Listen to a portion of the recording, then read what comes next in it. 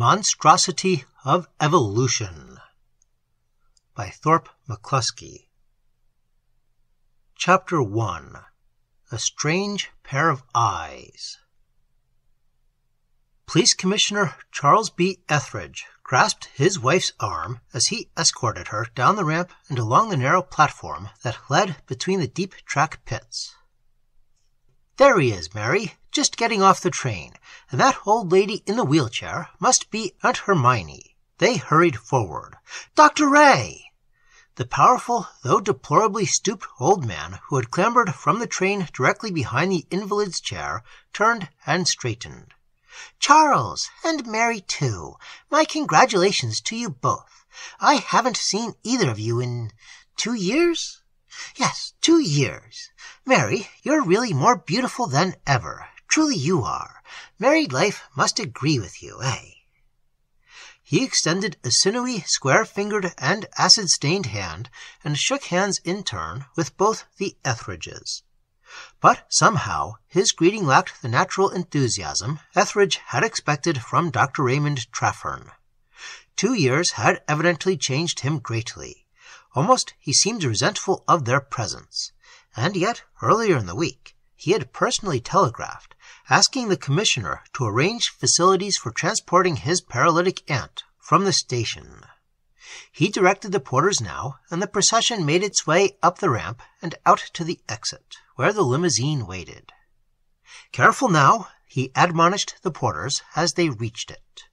The driver of the car stepped down and opened the extra-wide tonneau doors. His breath was frosty with the November cold that struck down from the invisible street. There was a momentary pause. The porters seemed undecided how best to lift the chair and its immobile burden into the car. Ethredge stepped forward. "I'll take this side," he said. "You 2 men take that side, and try to avoid jarring her." He stooped, reached toward the chair's vertical uprights, and paused. Paused as definitely and completely as though the eyes into which he gazed, eyes half obscured behind the heavy concealing veil, had not been the eyes of a paralytic old woman at all, but the congealing orbs of a Medusa. Right hand outstretched, body stooped, he stood rigid, as though he were, literally, turned to stone. Yet, astoundingly, powerless though he was to move, his brain went on thinking, crazily, shudderingly, that those eyes were, indeed, strange. Not the eyes of a human, as humans have evolved, but in various ways different.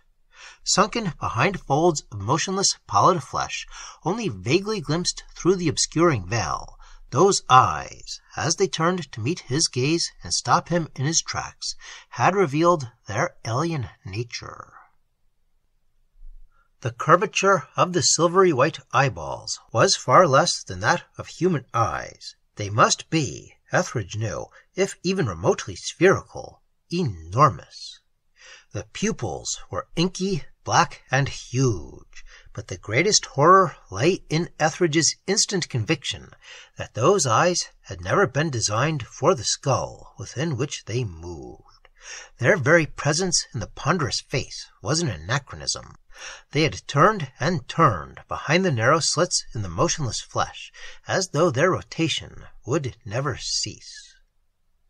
Perhaps it was the shock of glimpsing those eyes that halted Ethredge. Certainly he was unable afterward to determine whether or not the figure had flung a soundless thought-command in his face. Certainly he recollected no words.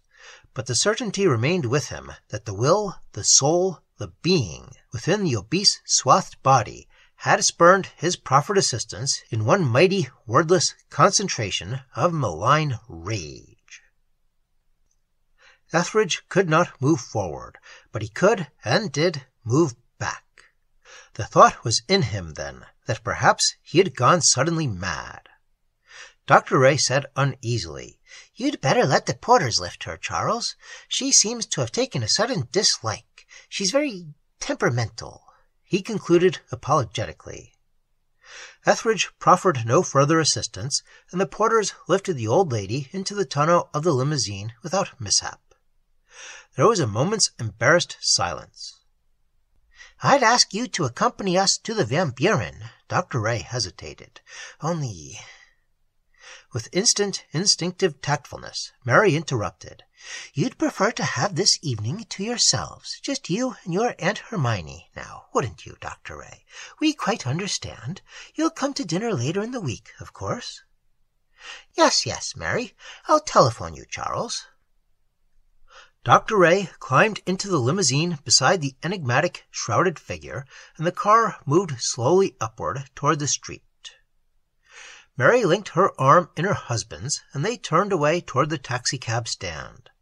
As they walked to a waiting cab, Mary puzzledly asked, We've known Dr. Ray a long time, haven't we, Charles? I've known him for 20 years, he said slowly. We visited his family up Cape Cod way 3 summers ago, remember? We met his 2 sisters and his brother Romain. Of course, his mother and father are dead. But I've never heard of this Aunt Hermione before. Ethredge did not reply until after they had entered the cab and he had given the driver their address. Then, as the taxicab moved slowly upward into the city's traffic, he spoke, and his words, though low-pitched, were tense with a strange bewilderment. Neither did I, Mary. I've never heard of this Aunt Hermione before either. Chapter 2. Mary's Fears. Mary Ethredge lifted her demitasse, took a meager sip, and set the fragile eggshell cup carefully down. She waited until the maid had left the room, then she spoke to her husband. Charles, she said slowly, spacing the words leisurely so that almost imperceptible silences fell between. There's something that's been troubling me. It may all be silly, I admit, but I want your opinion.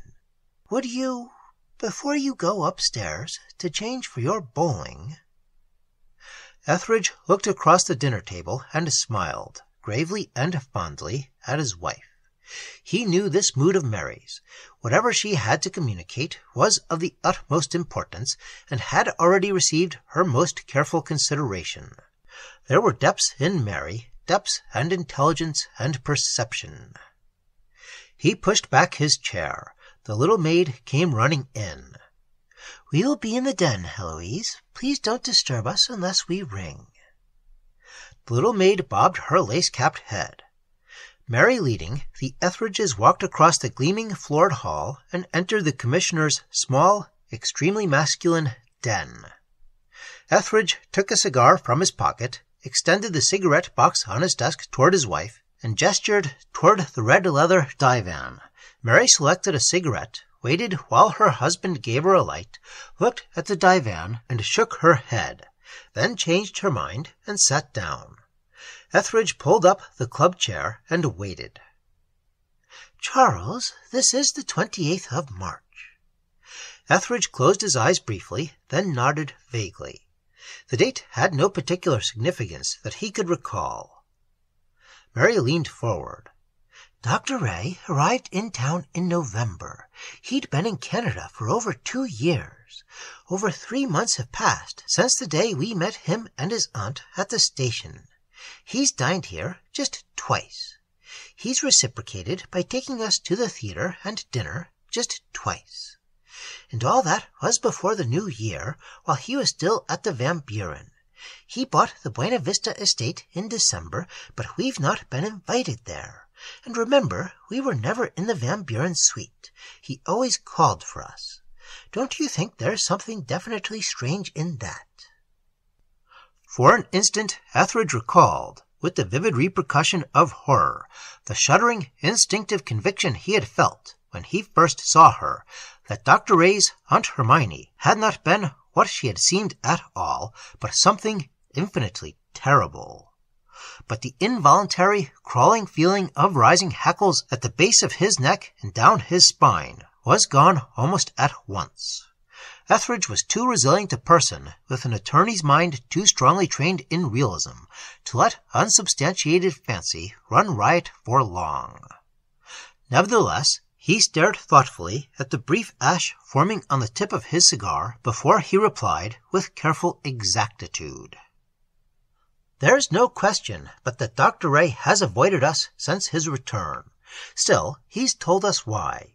His aunt needs constant care. Too, I've a feeling that she hated me on sight, couldn't bear me near her, really. Mary looked up startled. She caught her breath sharply, and for an instant Ethredge believed that a torrent of words was on the tip of her tongue. But when she continued, she spoke quietly, almost too quietly. Charles, Dr. Ray's Aunt Hermione is a myth.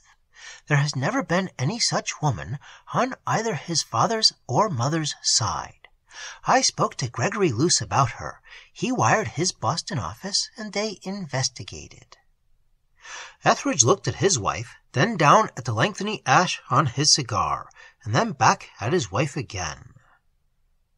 You must have had some very good reason for doing this, he hazarded. Some reason of which I am as yet in ignorance. But the back of his neck felt cold, and the flesh on his scalp was tightening. The torrent came then. The walls of Mary's restraint broke, and with them broke her composure, so that her words sounded queerly, and her hand shook so violently that the cigarette ash splayed across the gold and blue rug. Charles, dear, you know that I have reason. You know that I must have very good reason for doing such an unpardonable thing. You must have felt it, too. You just said that on that night in the terminal you felt that she hated you.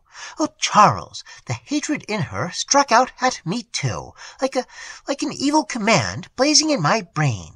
I couldn't move, Charles. I could just stand and feel that hatred washing through me. Charles, dear, no human brain has such strength. She's not a woman, Charles. Dr. Ray's Aunt Hermione's not a woman at all. God knows what she is, but she's not human. Ethredge sat still, the expression on his face unchanged, though with the revelation that Mary, too, had experienced that harrowing and until now perhaps unbelievable storm of paralyzing malignity, little ice-cold currents shuddered along his nerves, and the beat of his heart became a mad pounding. Yet he must not alarm her more, and so he waited for an appreciable moment before he spoke very quietly. You have not told me everything. She regained control of herself. No. Her right hand lifted to her neck, fumbled in the bosom of her dinner dress, and produced a small lavender envelope. She shook its contents out in her lap. Charles, these are newspaper clippings. I haven't them all, because I didn't suspect at first, but those girls who have been disappearing recently. Ethredge shook his head. You're wrong, darling. You've let conjecture take hold of your mind and prey upon your thoughts until it's developed this absurdity. He rose, came over to the divan, and sat down beside her, and took her right hand in both his own. Mary, I felt that same horror of Dr. Ray's mysterious Aunt Hermione that you've described. I'd no idea that you'd suffered so. Probably she is a very vindictive old creature. We can't both be wrong in our impressions, can we? But this is impossible, Mary. There can be no connection. There's only a madman's or a fiend's motive behind those disappearances. You know yourself that Dr. Ray is a harmless old soul, while the old lady's almost a centenarian and a hopeless paralytic. Mary's hand, held so fast between his own, was cold and slightly trembling. She sat looking straight before her, and he knew that all he had said had not swayed her convictions. Presently she turned and looked at him levelly. You are stubborn, Charles. You have always refused to accept other than the most conclusive evidence. She paused, then slowly continued. Here is something concrete, then. Dr. Ray kept a suite in the Van Buren until he moved into the Morehouse estate on December 27th. These disappearances began just 4 weeks later, on January 24th, and they have continued uninterruptedly ever since. But, Charles, here is the point. Every girl who has disappeared has been placed at the time of her disappearance, that is, so far as it is possible, in the Buena Vista district." For a long moment, Ethredge did not speak. Then he said somberly, "Buena Vista is outside my jurisdiction, but I will find out what I can." Mary's small fingers squeezed his hands fondly. Then she added, the words urgent and glinting hard, "You might find out also from what source Dr. Ray obtained the funds with which to buy the Morehouse place.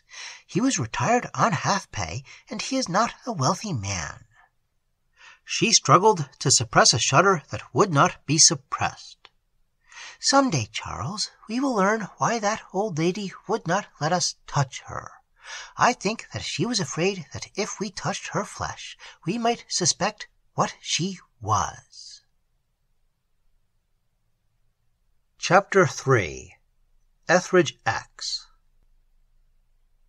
On the following Monday morning, Police Commissioner Charles B. Ethredge arrived at police headquarters on the stroke of 9. Parking his car in the reserved court and swinging his flat tan leather briefcase in his right hand, he climbed the worn marble stairs to his office without pausing even to glance at the teletype on the first floor. Entering the big, austerely impersonal room, he shed his overcoat, hat, and scarf, and, tossing the briefcase on his scarred and ugly oaken desk, sat down and unbuckled its straps. At 10 minutes past 9, he picked up his telephone and talked with the switchboard. "Have Peters come up whenever he's free." Detective Lieutenant Peters of the Homicide Squad presented himself almost immediately. He entered the room square-footedly, walked across the ash-grayed carpet to a chair beside the desk, and sat his solid, middle-aged figure down without saying a word. But he was grinning like a gray-haired full moon. Ethredge, at sight of him, smiled too, though gravely. For these two dissimilar men, perhaps as widely divergent types as one might ever hope to find and bring together at one time, were the staunchest of friends. Ethredge pushed the neatly arranged papers across the desk. "Tell me what you think of this, Peters. When you've finished, I'll tell you those things that can't be put down in black and white."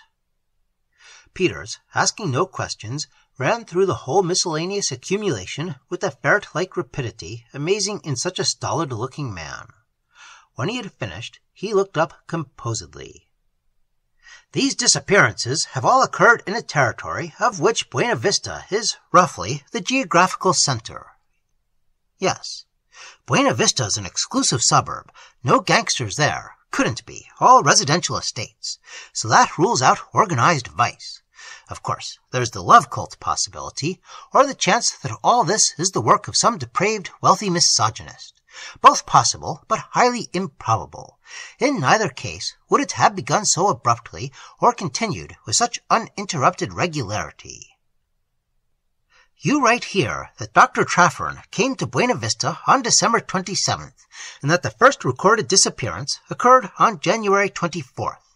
That is not a strong coincidence, but it is strengthened by the Buena Vista Police Department's statement that there are no other new residents of the district. And your comment about the pseudo-Aunt Hermione certainly points to a definite mystery of some kind. Ethredge leaned over his desk. "Peters, I am going to tell you all about that aunt of his." Quietly, exerting great care not to exaggerate, he related both his own and Mary's reactions to her. When he had finished, Peters sat silently for perhaps 3 minutes. At last, weighing his words with painstaking deliberation, Peters spoke. "God, it might be almost anything. If we presupposed that all this began with Trafford's coming to Buena Vista, and that the disappearance of these girls are attributable either to him or to this paralytic creature you have described, we are immediately confronted by any number of possibilities. For example, in the brief time that elapsed since his return from Canada and his purchase of the Morehouse estate, Trafford banked checks drawn by several wealthy men, checks aggregating close to $250,000. Yet his pension is only $6,000 a year. What is the truth behind this? Of course, there is the possibility that he has resumed experimentation, and that these funds represent the backing of some private syndicate. The Morehouse estate is sufficiently secluded so that he could work in both peace and quiet. The delivery of large quantities of extremely peculiar apparatus to the estate strengthens this theory. Weakening it is the certainty that those men, all of whom are reputable, would not back any disreputable or illegal enterprise. So, still holding to our original presupposition that there is a connection between these vanished girls and Dr. Trafford, we are confronted by two alternatives. Either the girls came to the estate of their own free will, which is so improbable as to be practically impossible, or Dr. Trafford's backers do not associate him with the disappearances at all. In view of the fact that Dr. Trafford had no callers whatsoever, other than tradespeople, the second alternative is probably correct. 2. He gets along with only one servant, a definitely unprepossessing butler, a paroled thug. Where and why did he secure this man? All in all, the whole setup looks odd. There may be something hidden behind all this camouflage, something damnably unpleasant. Ethredge would have interrupted, but then Peters continued. Of course, this money he has received may be in payment for services already rendered. But what services? They must have been extraordinary. Perhaps Trafford has discovered something, a gland extract. Good God, Commissioner, if we start supposing anything like that, the thing becomes positively gruesome. But we know, or do we, that the girls are still alive. Bodies are damnably hard to dispose of, and so far there's been no evidence. Still, I'd like to look over that place. Non-committally, Ethredge observed, "We've no grounds for searching the place. The Buena Vista police wouldn't act. There might be the damnedest legal repercussions if they didn't find anything." Peters shrugged. After a moment, he began to hum softly to himself. Ethredge, listening to that tuneless music, curled his fingers and stared absent-mindedly at their nail-tips. Presently he said, "I think that if Mary and I were to drop out there some evening, Dr. Ray could not evade admitting us to the house. I imagine, too, that as we entered, we could manage to release the catch on the front door."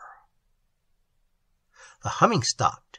As though absent-mindedly, Peters stared about the room, at the long, stark windows, at the steel filing cabinets, and the oak bookcases.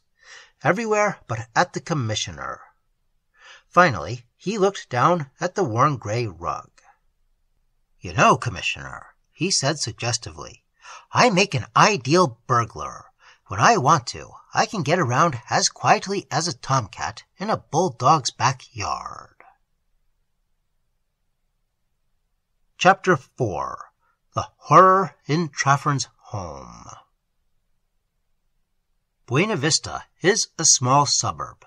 The tourist passing through sees only a collection of notion shops, a few unobtrusive and spotlessly neat grocery stores, the firehouse, police station, and post office, all harmoniously built of burnt umber brick and English fieldstone, a half-dozen small and very exclusive shops, branches of Fifth Avenue and Paris firms, and 3 or 4 tiny but extremely snobbish-looking churches.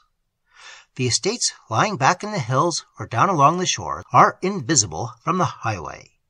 The tourist may suspect their existence, but he never sees them. He is not intended to. On this particular Thursday evening, Charles Ethredge and his wife drove slowly through the village and turned off on the narrow macadam road that leads back to the Morehouse and several other estates. It was scarcely 7:15 o'clock, but the Etheridges were already in evening dress. They sat together in the front seat of the sleek 16-cylinder sedan, and to all appearances the car contained no other passenger.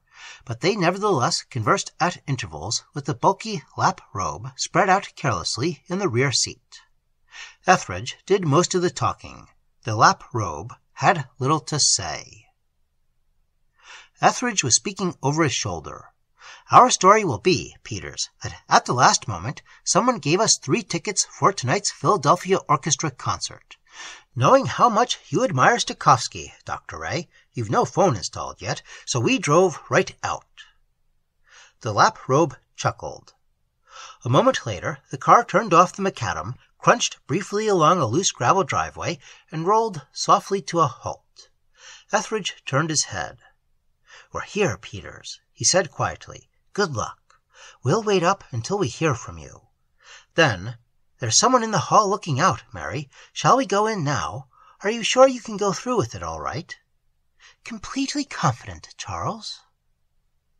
There was the sound of Ethredge getting out of the car, then Mary's door opening, a soft satiny rustle, and the solid chunking of steel against firm rubber chocks. Peters, listening, heard their footsteps crossing the gravel, then the opening of a door and conversation too blurred by distance, and the steel body of the car to be resolvable into definite words. The door closed, and there was silence. Warily, Peters waited a few moments. Then he opened the left rear door of the car and slid quietly from beneath the robe down into the gravel. The car shielded him from the house now, and presently, avoiding the fan of illumination from the entrance hall and the yellow light from the living-room windows, he reached the concealment of a dark mass of unkempt shrubbery close to the house. Obscurely as a drifting shadow, he crept up to the portico and flattened against the door, pressed his ear close against the white-painted wood. Silence. Slowly, his fingers turned the brass knob. The door opened. He snapped the night lock on and closed the door behind him. As he had expected, the hallway was deserted. From the living room at his left, he heard the murmur of voices. Light showed along the narrow crevices beneath the living-room door and a smaller door beneath the stairs that led into the butler's pantry. But the closed room on the right was dark. Peters paused only an instant. Then he was through that door and lost in the darkness beyond. For a fraction of a second, then, his nerves crawled. In the profound gloom, across the room from him, something had moved. But as his eyes became accustomed to the blackness, his tenseness lessened. No other living thing was in that room. That whitish movement he had glimpsed across the room had been merely his own reflection, ghostly and fragmentarily sensed, rather than seen, in an almost invisible plate-glass mirror sunk in the wall above a shadowy marble fireplace. He waited, then, for what, seeming hours, was probably no more than a few minutes. The pair of intervening doors blotted out all sound from the living room, although once he heard the butler pad down the hall and leave the house, returning within a few minutes, apparently after having made a complete circuit of the grounds. The occupants of this house feared something. What? Discovery? Interruption? Abruptly, shattering the nerve-wracking stillness, the living-room door opened, and a chatter of voices emerged into the hall. Peters thought he detected a hint of false insouciance in Mary's staccato phrases. Ethredge was laughing and joking a trifle too boisterously. The third, and to Peters' strange voice, was a shade too high-pitched. There was a shadow of taut unease behind its apologetic words. "As much as I would have enjoyed the concert, my aunt's condition. I seldom go out any more, Charles." "You should have a telephone installed. Keep in touch with people." "I'm afraid that would be impossible. My aunt's becoming terribly sensitive." The voices moved toward the door. "We're really sorry, Dr. Ray, that you can't—" Peters heard the good nights clearly, the sound of Etheredge's car driving away. The man by the door remained there for an appreciable moment before, slowly, he walked back down the hall and re-entered the living room. After a brief moment, he came back into the hall and climbed the stairs to the second floor. But he was not alone now. Something had come from the living room with him and climbed the stairs with him. The sounds of their footsteps and of their conversation were lost in the silence above. And as they passed, Detective Lieutenant Peters, crouching behind the door of the black, deserted room, felt the pores of his body swell and stiffen, and the individual hairs on his shriveling flesh stand erect in a sheer animal ecstasy of horror.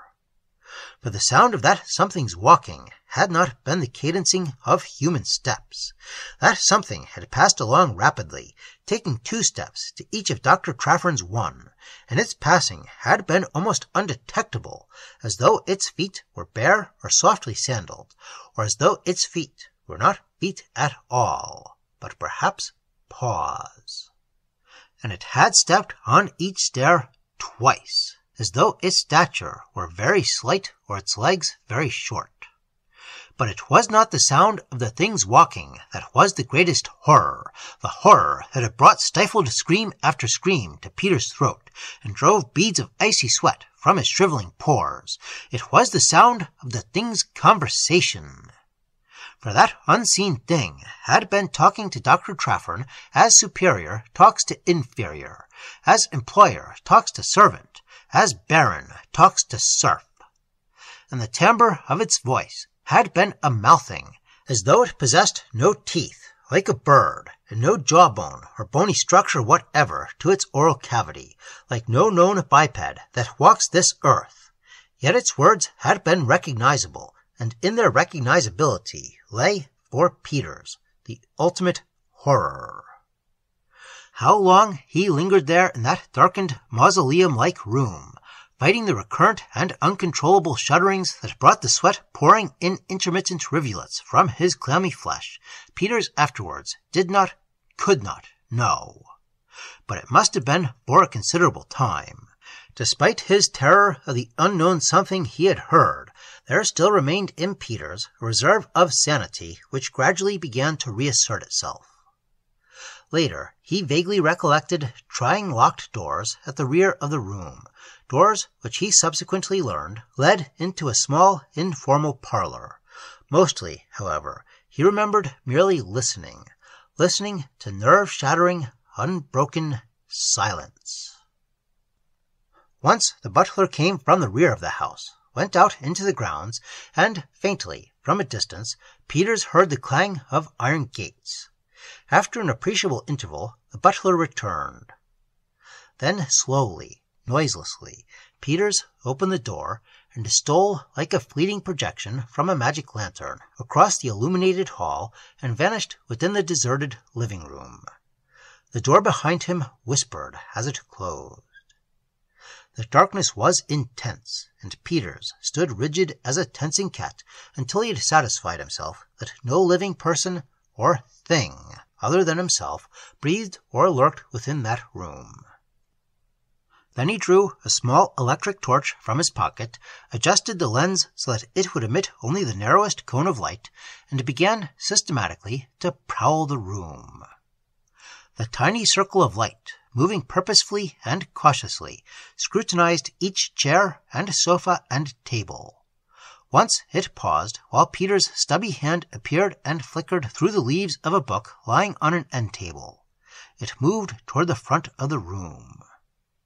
And then every nerve in Peter's hyper-taut body leaped in screaming unison as the moving beam outlined a face in the shadowy uppermost part of a wheelchair.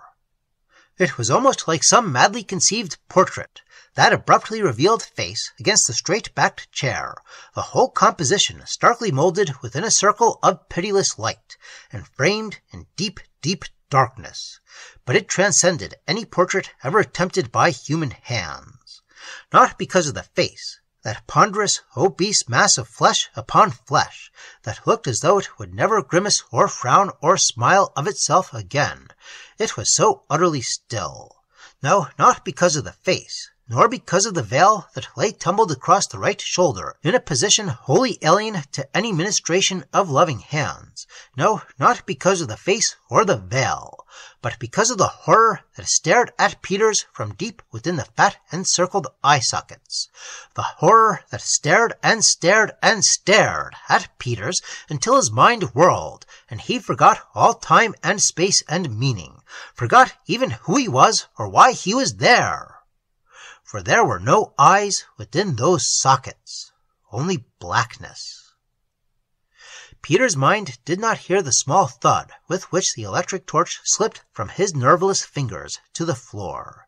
Neither did it hear the butler's footsteps approaching from the rear of the house, the opening door, the sharp startled oath and snarled command. But his ears heard, and automatically he turned about and lifted his hands above his head. The butler touched a switch, and lights blazed in the room.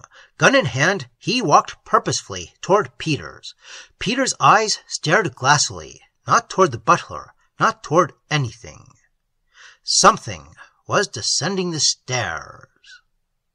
And then, as a galvanic shock causes dead muscles to leap, as freshly applied torture causes mercifully unconscious wretches to revive, the sight of the small tittering horror that had come down the stairs and was now skipping across the room toward him seared Peter's benumbed brain into agonized consciousness. He screamed. Chapter 5. Traffern's Secret. The room, save for the ticking of the tall grandfather's clock and the crackling of dying embers in the fireplace, was tensely still. The two persons, the man in full evening dress, the woman swathed in a quilted dressing gown, had not moved or uttered a word for many minutes.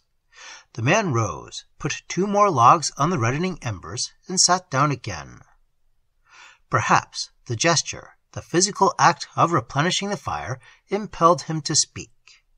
He said somberly, "I think they've got Peters." The grandfather's clock, as though to emphasize his words, struck slowly 5 deep, mellow notes. Mary Ethredge shivered and drew the dressing gown closer about her body. "It's been 9 hours, Charles."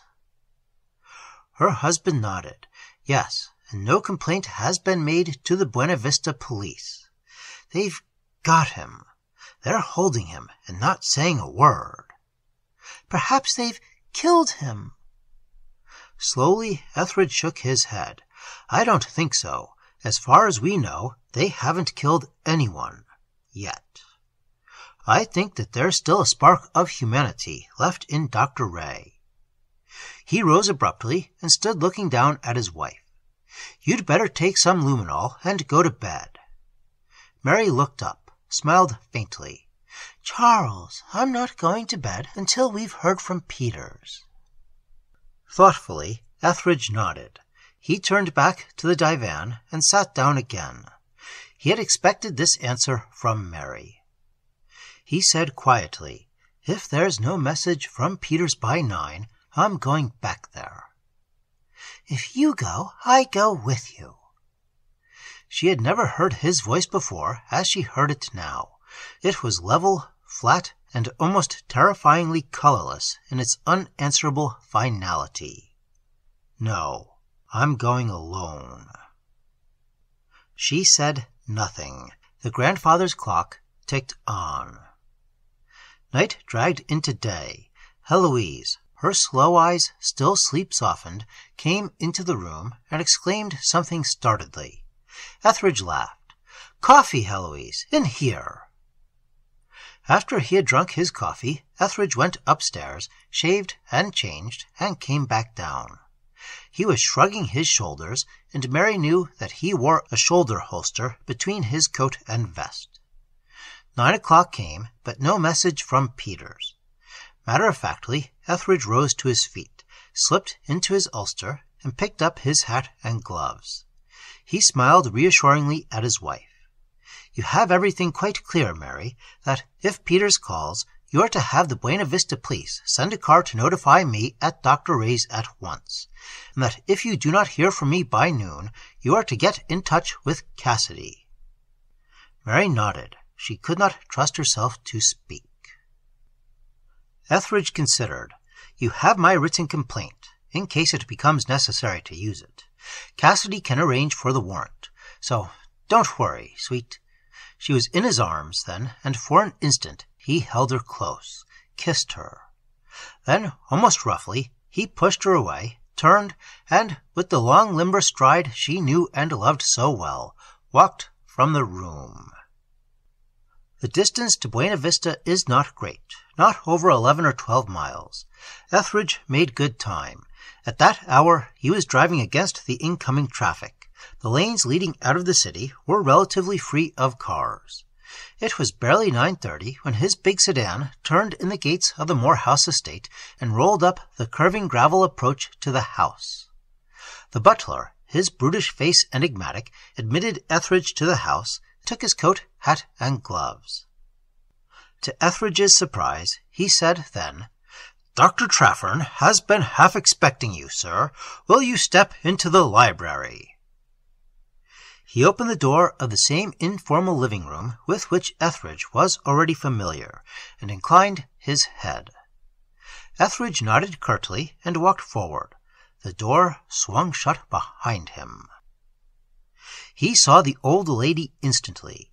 She sat as she had sat the night before one of the windows, her ponderous features hidden behind a heavy veil, her profile toward the room.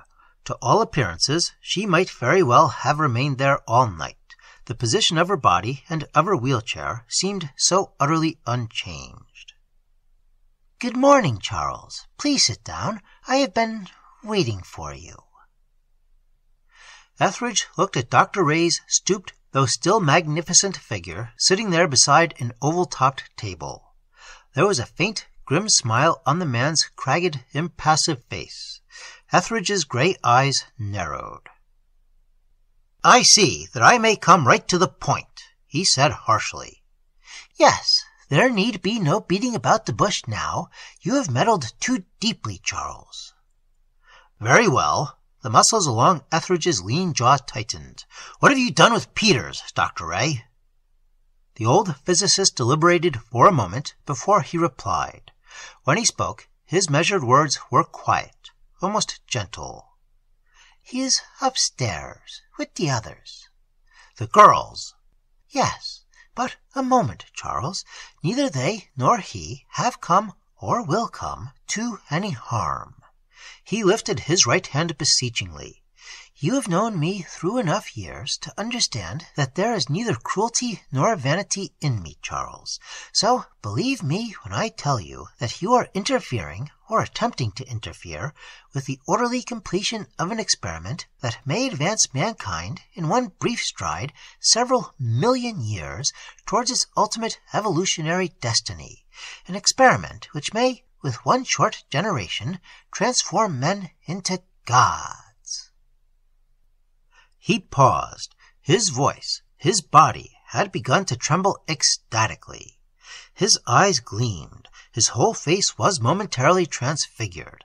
After a moment, he went on more calmly. "Charles, I have discovered a way to hasten evolution, not by speeding up the life processes to provide more transitory generations, but by simply activating the chromosomes, the genes, in the individual himself. I am the first man to reproduce in the laboratory the cosmic radiation that has, from the beginning, bombarded Earth, the cosmic reagent that turned non-living slime into primeval protoplasm, and has actuated through the eons its slow upward climb. More, I have learned to amplify its intensity 1 billion-fold. Look!" Swiftly he stooped and stripped shoe and stocking from his right foot.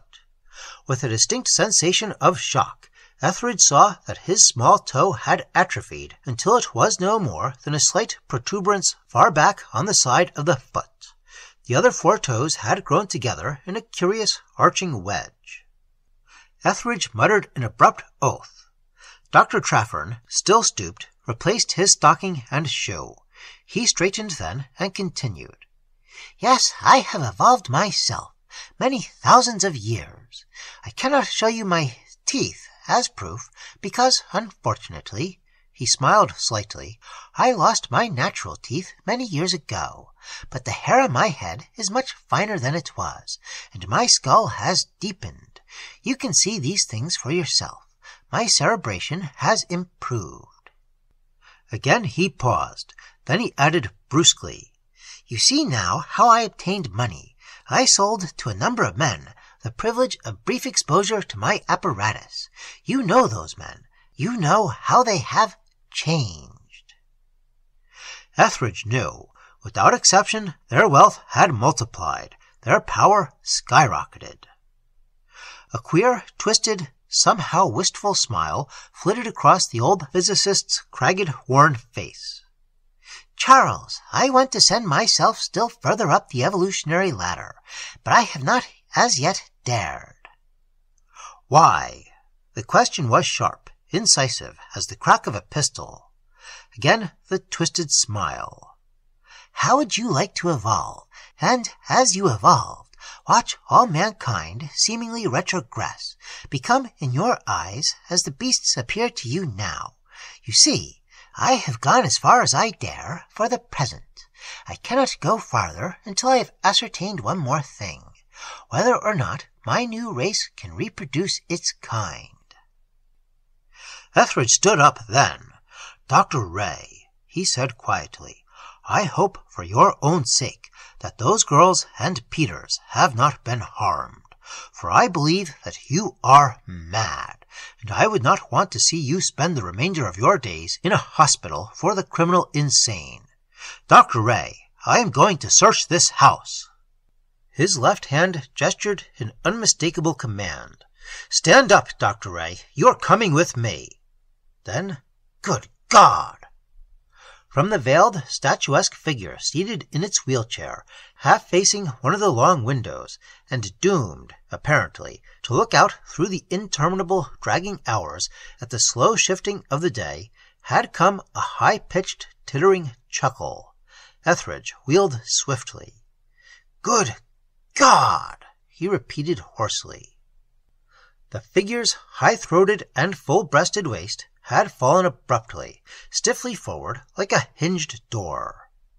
As a dragonfly emerges from a cocoon, as a snake crawls from its skin, a monstrosity was wriggling and twisting through that aperture, to stand poised on the figure's knees for an instant, and then jump lightly to the floor. "Good God! Good God Almighty!" Ethredge was thinking, over and over, in inane, mindless reiteration. That thing, that horror that had come from within the seeming body of a harmless old woman, and that was now skittering across the floor toward him. Chapter 6. Trapped. It was small, hardly over 3 feet tall. 1/3 of its height was head, a head almost twice the size of a man's, utterly, obscenely hairless, and almost perfectly spherical. The nasal orifices were reduced to naked slits set far down in the unseamed, featureless curve of face. The mouth was a small, toothless, membrane-lined ring of rubbery muscle. The ear shells were vestigial, mere ridges of cartilage, surrounding naked holes leading into the globe-like head.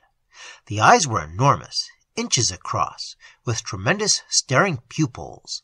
The whole head was a peculiar dead white in color, and it was striated over its entire surface with a multitude of tiny bluish veins. The neck was a grotesque spindle. The body was small as a 3-year-old child's, and oddly proportioned. The legs were slender, frail-seeming shafts shod in soft, glove-tight stockings of some heavy-knitted material, possibly wool. The thing wore a snugly fitted and obviously amateurishly tailored garment that had apparently been cut from a silk pajama suit.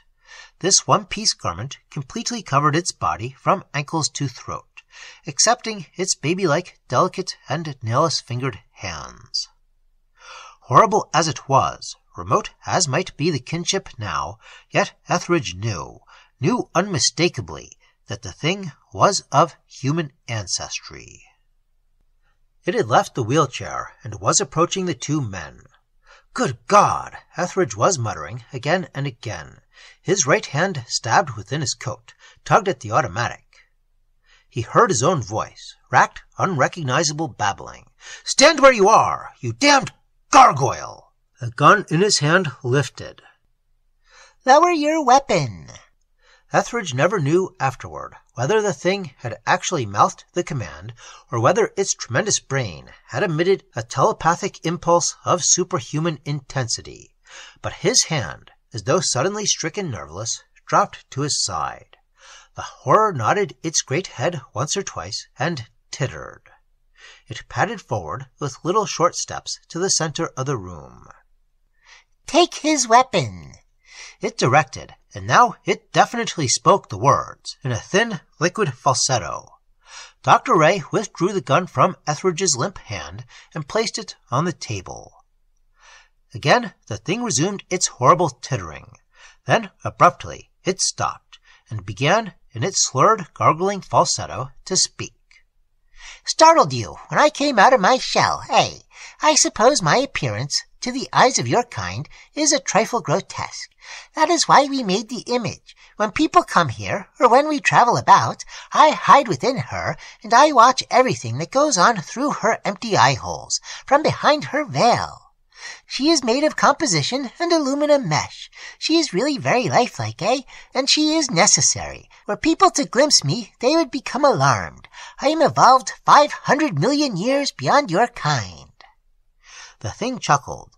"Yes, and yet, oddly, only 2 years ago, I was a Canadian woodsman, a hunter and trapper and guide, a single man, Pierre Brunel by name. Dr. Traffern knew me well. I had been his guide. He asked me to become his subject in an experiment which would advance me 10,000 years along the evolutionary path. I did not understand, but I had confidence in him, and I consented. That experiment was repeated, not once, but many hundreds of times. Gradually, I became as you see me now. As my intelligence expanded, I redesigned Dr. Traffern's primitive apparatus. The newly completed equipment you will presently see is my handiwork. The great plan, the plan to advance all mankind 500 million years in one short generation, is also mine. Only I do not as yet know if the mutations you see in me are fixed, transmissible from generation to generation. But I will soon know, when the girls are ready, when they have progressed up the evolutionary ladder to a plane equivalent to mine. Then, if we can reproduce our kind, we will begin to evolve the race. Dr. Traffern will be among the first. Your spy, the man we caught prowling in this house last night, will of necessity be among this number. You two will be included. Before we permit you to leave this house, we will have evolved you 50,000 years, for with increased cerebration of a man of the 70th century, you will automatically be no longer our enemy, but our ally. There will be others, certain carefully selected men. From this small nucleus, I will build the super race of the world. Come!" The thing turned, and, with strange incongruous dignity, pattered toward the door. Ethredge, though his whole mind and soul revolted, followed. A wave of telepathic command, almost as tangible as an arm of steel, swept him irresistibly along. He felt himself walking from the room and steadily, mechanically, climbing the stairs to the second floor. The grotesque, diminutive horror clambered before him. Vaguely, he realized that Dr. Traffern climbed beside him. The monstrous-headed obscenity pushed open an unlocked door, and abruptly they three were within an immense and peculiar room. That room had been created by the simple procedure of knocking out all the partitioning walls throughout the entire second floor of the east wing of the house. Every window was heavily, opaquely curtained. Down the full length of the room extended 2 parallel rows of 7-foot cylinders, transparent and seemingly built of glass or crystal. These cylinders were set in 2 long insulated bases, and they were surmounted by room-length lintels of the same black stuff. A bewildering complexity of heavily insulated cables arced along the tops of the parallel lintels and sprang from the ponderous bases, and along the further wall a bank of grotesque and enigmatic mechanisms softly whined. Ethredge, as he stared and stared at those parallel rows of 7-foot glass-like columns, felt his senses reel and his mind go numb. For, suspended within those cylinders by delicate, silvery harnesses, fitting snugly beneath their armpits, their tapering toes dangling inches above the cylinder bases, were the nude, graceful bodies of the vanished girls. And surrounding each girl, pouring about and through her body in unbelievably beautiful iridescence, was a rainbow-like radiance that constantly sparkled and scintillated, yet, like some strange neon glow, never changed. The eyes of those girls were open, yet Ethredge instinctively knew that there was no consciousness behind those blankly staring orbs. All mundane consciousness was submerged infinities deep beneath the surge of cosmic radiance that searched even the atoms of those girls' beings and swept them headlong up the evolutionary slope that ends only the silent gods know where. The monstrous-headed thing was pattering down the farther row of shimmering crystal cylinders. It stopped then and turned about, and its inhuman, tittering chuckle gurgled above the rhythmless whine of enigmatic mechanisms. "Come," it reiterated. Ethredge, drawn by a leash of telepathic command too strong for any man's brain to resist, walked slowly down between the parallel rows of gleaming cylinders and their suspended, radiation-bathed female forms. And as he walked, his mind was thinking wildly, "God, he's imprisoned them like bugs in bottles." He approached the small tittering horror. The thing raised a spindle-like, silk-clad arm and pointed. "Your spy," it chuckled. Slowly, Etheridge's gaze lifted. Yes, it was Peters within that iridescent cylinder before which the thing had halted. Through the scintillant glow, he could distinguish the calm, solid face and iron-gray hair. Yes, it was Peters, hanging there stark naked. The thing lowered its arm and tittered horribly. "He's been there 7 hours," it explained. "Tomorrow at dawn we will set him free. In that time he will not have evolved so far that he cannot go back into the world and resume his place among your kind. But he will have become one with us, just as you, presently, will become one with us." The horror paused, and then implacably continued, in its liquid, gurgling speech. "You see, there are 30 chambers. 21 contain my girls, and your spy occupies the 22nd. 8 remain for casuals like you, and do not fear that they will not be occupied from time to time, for months may elapse before my girls are sufficiently evolved. But come." It pattered to the empty and darkened cylinder beside that in which Peters hung, and touched a control. One side of the 7-foot cylinder opened like a curved, transparent door, and within, Ethredge saw a dangling silvery harness and intricate, grid-like metallic terminals protruding from the floor and ceiling. "The radiations are destructive to clothing. You will have to disrobe." Though his will was fighting desperately to break its invisible shackles and resume control of his body, Ethredge slowly began to remove his coat. Dr. Ray approached, between the rows of shimmering cylinders. Soul-sick, Ethredge saw his own hands extend the coat to the old physicist. His fingers lifted toward his throat, fumbled and tugged at the knot in his tie. Someone pounded loudly and frenziedly on the door. For an instant, Ethredge thought wildly that this must be the police. But then he knew that it could not be. It was hardly 10 o'clock. Almost 2 hours would have to elapse before Mary would telephone Cassidy. No, it could not be the police. The monstrous-headed blasphemy seemed, momentarily, to hesitate. Then its unspoken command seared deep into Etheridge's brain. "Do not move." Dr. Ray went to the door, released the bolt, and flung it open. The butler, gray-faced with fright, stumbled into the room. Close behind the butler walked a woman. Clenched in her small right hand was an extremely efficient-looking .25 caliber automatic. "Charles!" That abrupt cry was an anguished pleading. Through the lane of glowing cylinders, the woman saw her husband. If, in that instant, she was aware of her utterly alien surroundings, or of the tittering, gargoyle-ish creature there before her, she gave no sign. "Charles, I had to follow you here." Chapter 7. A False Evolution. Ethredge could not move, could not speak. His body just stood there, petrified hands touching the knot in his tie, rigid face a mask of horror. And gradually, as Mary looked at him, at Dr. Ray's seamed, implacable face, at the monstrous whining mechanisms, at the twin rows of flame-bathed, crystal-imprisoned women, at the small disproportionate abomination that had left Charles's side and was now approaching her, the pupils of her eyes dilated, her lips and lower jaw began to tremble, her slight, slender body began an intermittent shuddering. The gun muzzle wavered. The knuckles of her clenched right hand were slowly turning blue.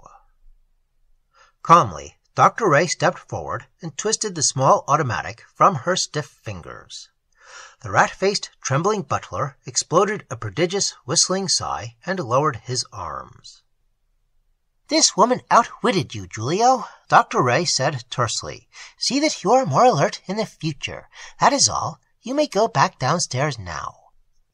The man stumbled from the room with almost indecent haste. Dr. Ray closed and locked the door. The thing resumed its awful tittering. Presently it paused and said, "Mrs. Ethredge, you see that I recognize you. It is fortunate that you came here today. It is probable that after we returned your husband to you, you would have suspected the change in him. It is best that we evolve you both simultaneously.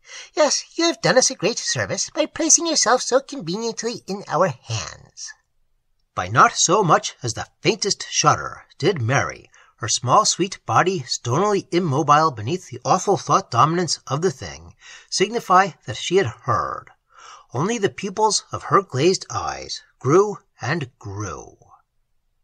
Etheridge's half-maddened brain was fighting with the black fury of utter desperation to regain even an atom of control over his petrified muscles, and in that moment a wild surge of incredulous hope swept him as he realized that his right hand had moved, infinitesimally like an arthritis-stiffened claw. Instantly he knew the explanation. The monstrous-headed horror possessed the willpower of many men. When it had turned its thought commands upon him, his body had frozen into stone-like immobility or walked zombie-like as the thing directed. But now the horror was imposing its will upon not one, but two persons, and the intensity of its commands were in just that degree diffused. Even its tremendous brain possessed limitations. Ethredge was struggling, vainly fighting to force his body forward, but only his right hand moved, very slightly, toward the abomination. In that horrible moment, so horrible that even Dr. Ray's face had grayed as he realized what infinite torture these two persons were enduring, the thing tittered. It began, then, to walk back and forth before Mary, chuckling and gurgling to itself. The grayness on Dr. Ray's face was deepening. "What are we waiting for?" he asked harshly. "Let's end it quickly. Put them where they won't know what is happening to them any more." The thing stopped its pacing, stood swaying back and forth. "Let's end it quickly? Why? There is no hurry. I am appraising their revulsion and their resistance to me. All this represents valuable knowledge, which I have not as yet acquired. You see, she even wishes to speak to us. She has something of great importance to communicate." It nodded its great head thoughtfully. Then it said to Mary, "Very well, you may say whatever you will." Horribly, Mary's face came alive. Only her face, the rest of her body remained woodenly still, but her lips writhed and twisted, and she moaned. It was like no sound Ethredge had ever heard. It was awful with comprehension of the things the tittering blasphemy planned to do, bleak with agonized realization that, incarnate in that small, monstrous-headed obscenity before her, there lived not only her own doom, but the doom of all mankind. In tortured, disconnected phrases that were nevertheless implacable with conviction, she poured forth the thoughts of her stricken brain, and Ethredge, immobile, almost as stone, sensed that she was directing her words to Dr. Ray, who had not as yet evolved as had this other. "You can't do it. You can't condemn all the people living on this earth today to serfdom while you gradually make our kind over into creatures like that. You can't. Almighty God would not permit. The small monstrosity gurgled appreciatively. It had begun to teeter back and forth on its spindle-like legs. Apparently, it was very highly pleased. But the grayness on Dr. Ray's face was deepening, and his seamed old hands were beginning to tremble. There is no God, the thing crooned mildly. Utter disbelief swept Mary's tortured face. Yes, yes, there is a God, and he is not cruel. He may seem remote, he may even seem unreal, but he is not cruel. And this thing you propose is cruelty, terrible cruelty, and God will not permit it. She paused and looked at Dr. Ray, but the old man, though his face was gray as a death mask, did not speak. For he believed that, though the race would suffer now, afterward would come utopia. Desperation lined Mary's face, and yet, though she knew that it was hopeless, she must make Dr. Ray understand, must point out to him the single inescapable factor which, in his blind enthusiasm, he had failed to consider, the single factor which would doom his evolutionary blasphemies as surely as he was planning now to doom his own kind. Her gaze fastened wildly on Dr. Ray's gray face. You can't succeed, she babbled piteously. Her agonized eyes were misting. Bitter tears welled from beneath their lids. You can't succeed, and you must stop this awful work before it has gone too far. You can stop it now, because you have evolved only one of your creatures, but humanity will never be able to stop it after you have created many more. It isn't evolution. This thing you have done, this creature that you have created, isn't man as man will someday be. It is an abomination that would never have evolved of itself. This earth will change. The continents will drift. The seas will find new beds. The atmosphere will be different. Even the length of the days and the very light from the sun will change. And the creatures that will live then will be the descendants of ancestors who, through the generations, will successfully resist every fluctuation in the terrestrial environment and transmit through mutations their immunity to their descendants. A man of our time could not live then. He would die because he would be an anachronism. Earth and the stars and the entire universe would have evolved, but he would not have evolved with them. He would lack the mutations to protect him. Just so, this thing of yours will surely die, living in our time. He is a blasphemy made up of our present evolutionary trends, horribly accentuated. Not one single influence that does not exist in you and in me has gone into his development. He is only a magnification and a distortion of characteristics we possess today. Men are becoming more intelligent, and so he has tremendous brain, but no more racial memories than we possess. Our jaws are receding, and our teeth becoming less, and so his face has just gone on dwindling until it is nothing but an expanse. In other ways we are changing too, but he reflects and magnifies them all. But he reflects none of the beneficial and strengthening mutations that will mold future mankind, because the circumstances through which those mutations will arise have not yet come about. Dr. Ray, this horror that you have created and planned to reproduce over all the earth is not even an anachronism from the distant future. He has no place in any time. He and all his kind you bring into the world will die because they are unbalanced accentuations, because they are unnatural, because they are environmental monstrosities. Look at him. If you do not believe me, you can see the death in him now. Look at the blue veins on his scalp. See how the bones in his skull have thinned to permit his huge brain to grow. Listen to his voice. There is death in him now, and I believe that he himself knows, although he will not admit to himself the truth. Ask him if he believes that he will live, even 5 years. Chapter 8. Cylinders of Horror.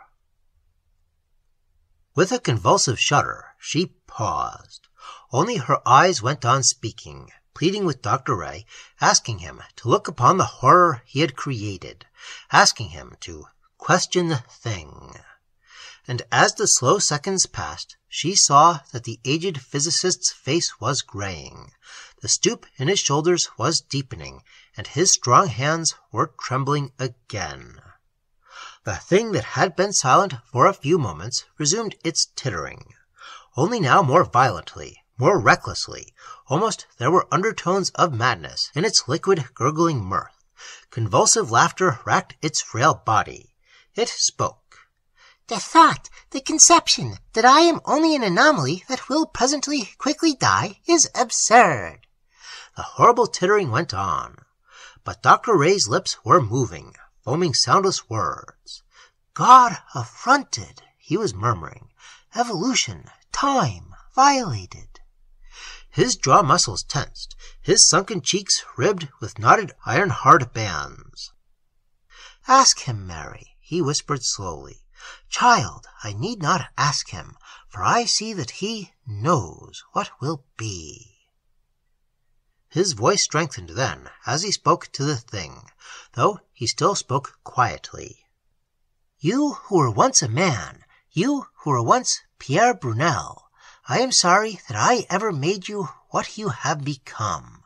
I can never undo that terrible wrong, but I shall always provide for you, and you shall always dwell with me. Perhaps together the two of us can accomplish many things. I believe so, for you have superhuman intelligence. But we must end now these mistaken experiments.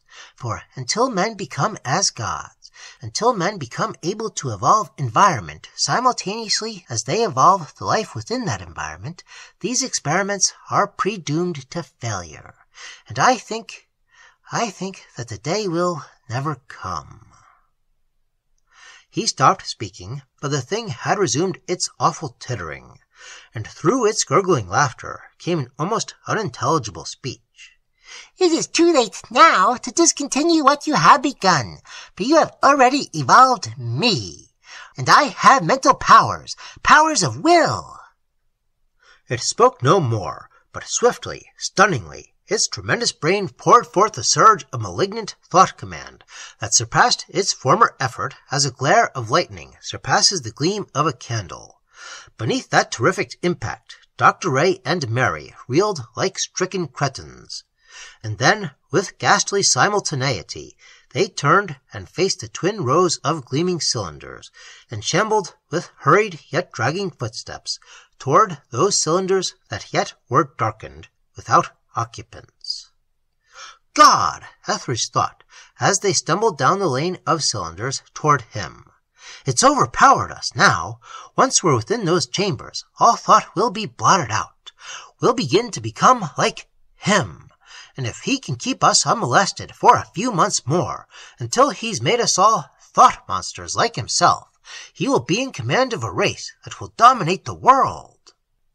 Unerringly, as though driven by some cosmic homing instinct, they were powerless to disobey. The grizzled, stooped old man and the amber-haired woman moved past Ethredge and halted before the next adjoining pair of darkened, vacant cylinders. Disrobe! The command was not spoken. It was not transmitted by any puny displacement of the air molecules in the room. No sound-recording device ever built by man would have detected the tremendous fact of its existence. But it blazed in the brains of those three like the light in the center of a sun. Their hands, their bodies moved hurriedly, jerkily, to obey.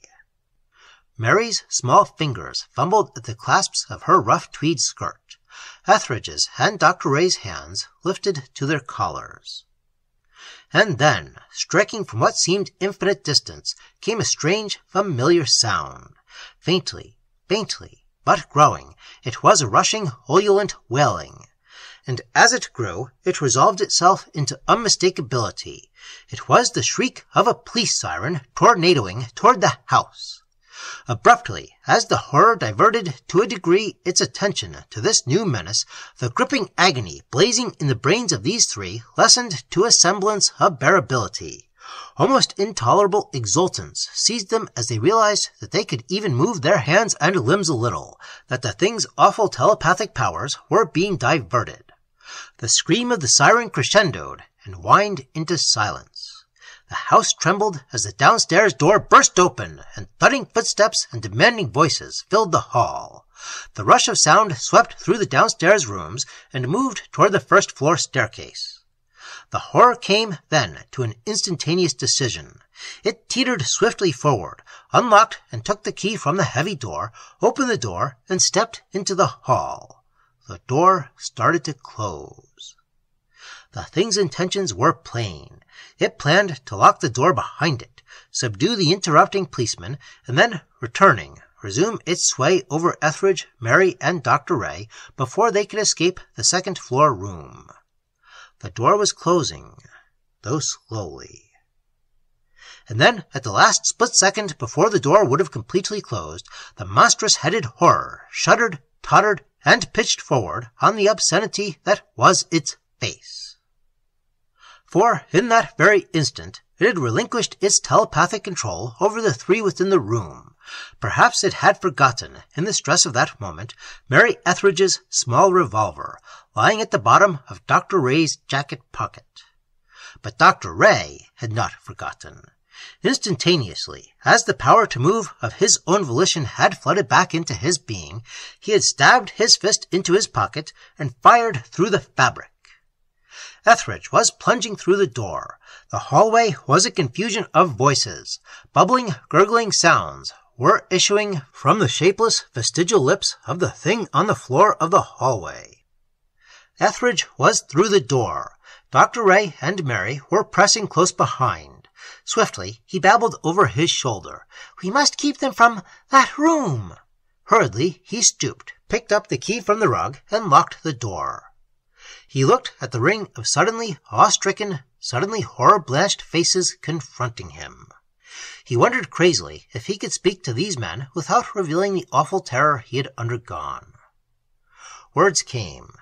"It's all over, boys." His voice sounded strange, too high-pitched. "This thing was a freak. You've heard of freaks. Circus freaks. This poor devil went mad and became violent. Dr. Ray had to shoot him in self-defense." He nodded significantly to Cassidy. "Will you remain, Cassidy, and Captain Donahue, too?" "The danger is past now. The creature is dead." But the creature was not dead.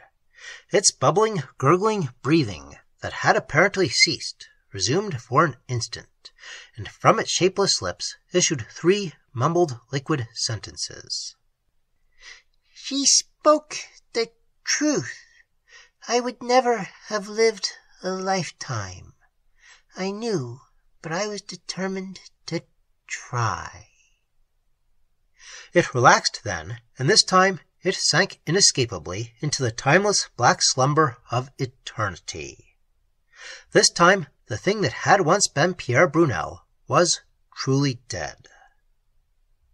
Hours later, in the early deepening April twilight, 4 tired men and an all but exhausted amber-haired woman walked from the old Morehouse home and climbed into Police Commissioner Etheridge's big sedan.